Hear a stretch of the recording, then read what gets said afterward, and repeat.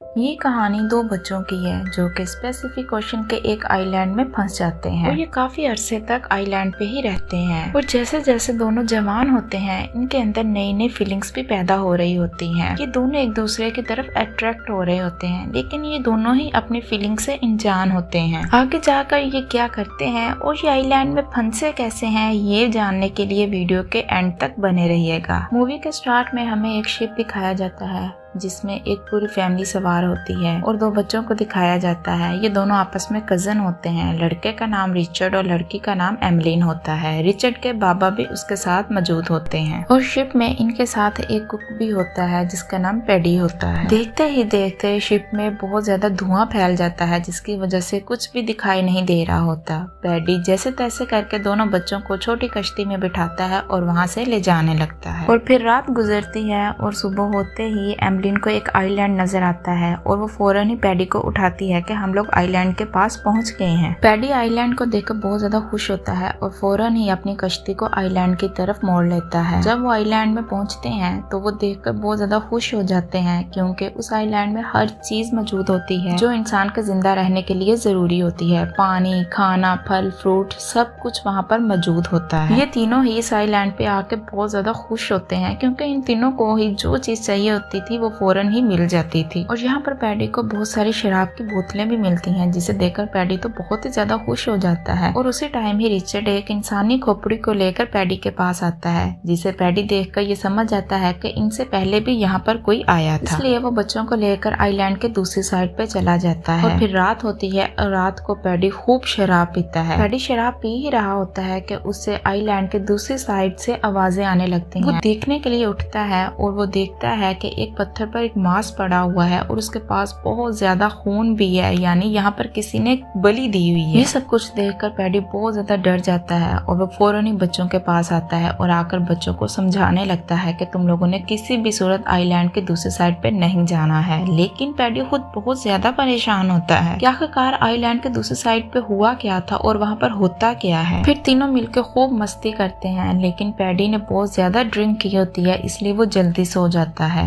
और जब वो सुबह उठता है तो वो देखता है कि उसकी शराब की कैन पानी में बह रही है जिसे पकड़ने के लिए वो जाता है, लेकिन पैडी ने बहुत ज्यादा शराब पी होती है जिसकी वजह से वो अपने होश में नहीं होता और वो पानी में डूब जाता है। और फिर जब बच्चे उठते हैं तो वो देखते हैं कि पैडी यहाँ पर मौजूद नहीं है। वो पैडी को इधर उधर ढूंढने लगते हैं और फिर बच्चों को पैडी आइलैंड के दूसरी साइड पे नजर आता है तो वो दोनों बच्चे कश्ती लेकर आइलैंड के दूसरी साइड पे जाते हैं। लेकिन जब वो पैडी को सीधा करते हैं तो पैडी इस दुनिया में नहीं होता। पानी में डूबने की वजह से उसकी डेथ हो चुकी होती है। और फिर रात हो जाती है और वो दोनों ही आपस में बैठकर बातें कर रहे होते हैं। एमलिन रिचर्ड से कहती है कि मुझे इस आइलैंड पे नहीं रहना, मुझे कहीं और लेकर जाओ। और फिर रिचर्ड एमलिन को लेकर एक दूसरे आइलैंड पे जाने लगता है। वहाँ पर जाकर वो अपने रहने की जगह बनाते हैं और एक आइलैंड पे कैसे रहा जाता है ये इनको अच्छे तरीके से आता था क्योंकि पैडी ने इनको सब कुछ सिखाया हुआ था। इन दोनों को यहाँ पे रहते हुए बहुत सारे साल गुजर जाते हैं और ये दोनों ही जवान हो जाते हैं। इस वजह से इन दोनों के अंदर ही फिजिकल चेंजेस आती हैं जिसकी वजह से ये दोनों ही एक दूसरे की तरफ अट्रैक्ट होते हैं। ये एक दूसरे को नोटिस करना शुरू कर देते हैं और इनके अंदर फीलिंग्स भी पैदा होने लगती हैं, लेकिन ये अपनी फीलिंग्स से दोनों ही अनजान होते हैं क्योंकि ना तो इन लोगों ने कुछ स्टडी की होती है जिसकी वजह से इन्हें अपनी फीलिंग्स के बारे में पता होता और ना ही वो इंसानों के दरमियान रहे हैं कि कोई इनको बता सकता। वो तो एक आइलैंड पे मौजूद थे। और फिर एक दिन एमलिन पानी में नहा रही होती है और उसे पानी में खून नजर आता है जिसे देखकर वो बहुत ज्यादा डर जाती है और डर के मारे रिचर्ड को आवाज लगा देती है। लेकिन जब वो महसूस करती है कि ये ब्लड इसी की बॉडी से आ रहा होता है तो वो खामोश हो जाती है क्योंकि ये इसका फर्स्ट पीरियड होता है और वो रिचर्ड को कुछ भी नहीं बताना चाहती थी। रिचर्ड आता है, वो आकर पूछता है लेकिन वो कहती है कि नहीं, कुछ भी नहीं हुआ। ऐसे ही रात हो जाती है। रिचर्ड बार बार एमलिन से पूछ रहा था कि क्या हुआ है क्योंकि रिचर्ड को ये लगता था कि एमलिन को कुछ चोट आई है और ये मुझे बता नहीं रही। लेकिन एमलिन चुप रहती है। इसके ना बताने की वजह से रिचर्ड को बहुत ज्यादा गुस्सा आ जाता है और वो कहता है कि तुम मुझसे बहुत सारी बातें छुपाने लग गई हो। और गुस्से में ही रिचर्ड वहाँ से चला जाता है। जैसे जैसे टाइम गुजर रहा था ये दोनों ही एक दूसरे के करीब आ रहे थे। और फिर एमलिन को एक दिन ड्रम बजने की आवाज आ रही थी। जब वो जाकर देखती है तो ये आवाज आइलैंड के दूसरी साइड से आ रही होती है और वो आइलैंड के दूसरी साइड जाती है। वहाँ पर उसे बहुत बड़ी मूर्ति नजर आती है और फिर वो देखती है कि मूर्ति से खून बह रहा है जिसे देखकर वो बहुत ज्यादा डर जाती है और वहाँ से भागकर रिचर्ड के पास आती है और रिचर्ड को आकर सारा कुछ बताती है। लेकिन एमलिन की बातें सुनकर रिचर्ड को बहुत ज्यादा गुस्सा आता है, क्योंकि पैडी ने इन दोनों को ही वहाँ पर जाने से मना किया था और इन दोनों ने ही पैडी से इस बात का प्रॉमिस भी किया था कि ये कभी भी उस तरफ नहीं जाएंगे। लेकिन एमलिन ने पैडी का वादा तोड़ दिया था, जिसकी वजह से रिचर्ड को एमलिन पे बहुत ज्यादा गुस्सा आता है। और फिर रात हो जाती है। रात को एमलिन सोई होती है और उसे ख्वाब आता है कि रिचर्ड पानी में डूबकर मर गया है। वो फौरन ही डर के उठ जाती है। एमलिन की आवाज सुनकर फौरन रिचर्ड भी आ जाता है और एमलिन रिचर्ड से कहती है कि मैं तुम्हें खोना नहीं चाहती। ये कहकर वो किस कर लेती है, जिसकी वजह से रिचर्ड के अंदर फीलिंग्स पैदा होने लगती हैं और वो एमलिन के करीब आना शुरू हो जाता है। लेकिन एमलिन को कुछ अच्छा नहीं लगता तो वो वहाँ से उठ के चली जाती है। और अब सुबह हो जाती है। रिचर्ड कहीं जाने लगता है और एमलिन उसको रोकती है, लेकिन वो गुस्से में होता है, जिसकी वजह से वो एमलिन की बात नहीं सुनता और वहाँ से चला जाता है। और फिर एमलिन रिचर्ड को मनाने के लिए उसके पीछे जाती है। तो रिचर्ड पत्थर के पीछे कुछ कर रहा था,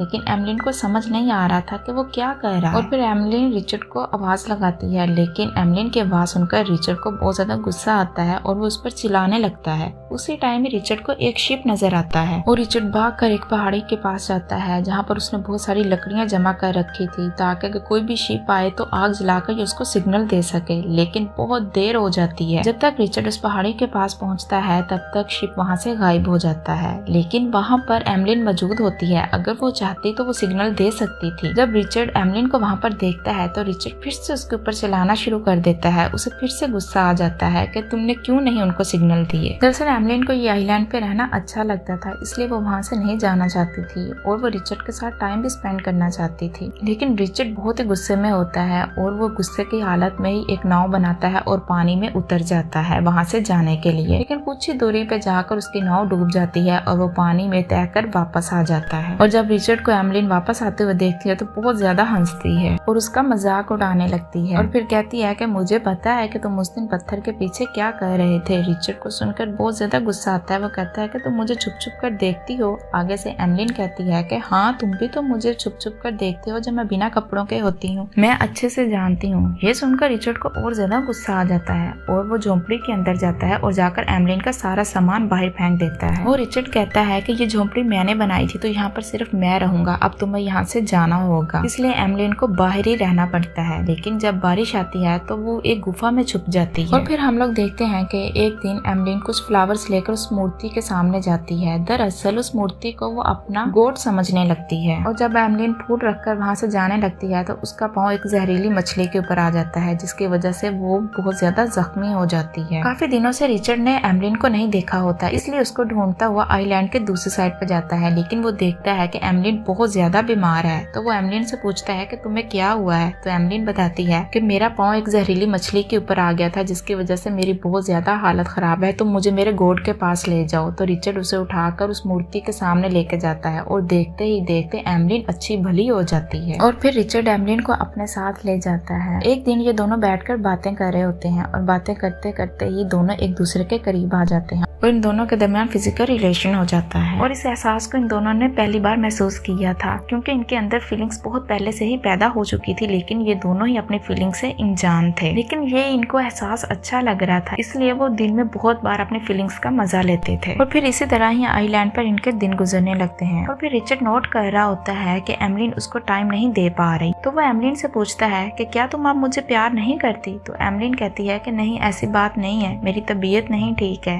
मेरे पेट में मुझे ऐसे लगता है जैसे कोई चीज हिल रही हो। ये कहते हुए वो रिचर्ड का हाथ अपने पेट पर लेके जाती है और रिचर्ड को भी अंदर हलचल सी महसूस होती है। दरअसल एमलिन प्रेग्नेंट हो चुकी थी, लेकिन ये दोनों इस बात से अनजान थे। एक दिन रिचर्ड आइलैंड के दूसरी साइड पे जाता है। वहाँ पर वो देखता है कि कुछ आदिवासी लोग एक आदमी की बलि चढ़ा रहे थे और रिचर्ड डर कर वहाँ से भाग जाता है और वो एमलिन के पास वापस आता है। दरअसल एमलिन के पेट में बहुत ज्यादा दर्द हो रही होती है, जिसकी वजह से वो दूसरी साइड पे जाता है, क्योंकि एमलिन का डिलीवरी का टाइम आ चुका था। और फिर एमलिन एक बहुत ही प्यारे से बच्चे को जन्म देती है। कुछ ही देर के बाद बच्चा रोने लगता है, तो उसकी प्यास के लिए पानी और खाने के लिए फल लेके आते हैं। लेकिन उनको क्या पता कि बच्चे को तो मदर फीड की जरूरत है। वो बहुत कोशिश करते हैं कि बच्चा कुछ खा पी ले, लेकिन वो कुछ भी खा नहीं रहा होता। तो एमलिन बच्चे को उठाकर अपने सीने से लगा लेती है, तो बच्चा खुद अपनी खुराक ढूंढ लेता है। और ये बच्चा एक लड़का होता है, जिसका ये नाम दोनों पैडी रखते हैं, क्योंकि ये दोनों ही पैडी को बहुत ज्यादा मिस करते थे। फिर ये बहुत ज्यादा ज्यादा खुश रहने लग जाते हैं और बच्चे को बहुत ज्यादा प्यार भी देते हैं। और फिर देखते ही देखते इस आइलैंड पे इन्हें काफी साल गुजर जाते हैं और बच्चा भी कुछ बड़ा हो जाता है। और फिर रिचर्ड एक दिन उसी आइलैंड पे जाता है जहाँ पर वो पहली बार गया था, क्योंकि वो उस आइलैंड को मिस कर रहा था, वो अपने बचपन को मिस कर रहा था। वहाँ पर जाकर वो अपने बचपन की चीजों को देखता है और इनका बेटा भी साथ होता है।